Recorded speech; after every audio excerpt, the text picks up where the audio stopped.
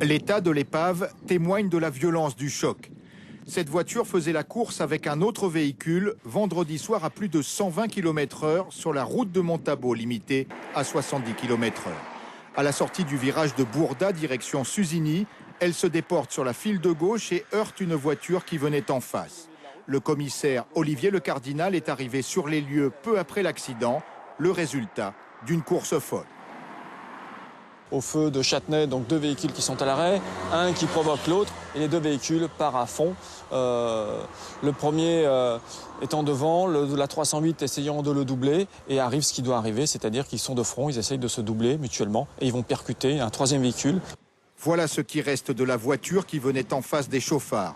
Au volant, le brigadier-chef Patrice Hérin, mort sur le coup. Originaire de Guadeloupe, en poste depuis 4 mois en Guyane, il n'était pas en service ce soir-là.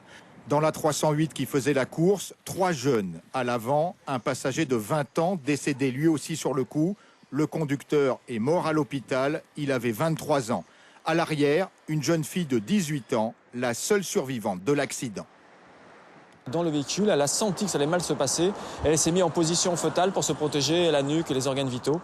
Et elle a eu le bon réflexe, c'est-à-dire qu'elle sort indemne du véhicule. Elle avait sa ceinture de sécurité? Oui, elle n'aurait pas eu sa ceinture de sécurité, elle aurait été éjectée, elle serait morte. Elle n'aurait eu aucune chance de survie. La police est toujours à la recherche du conducteur de l'autre voiture, une C5 de couleur claire, lancée dans ce tirage inconscient. Ce conducteur a pris la fuite.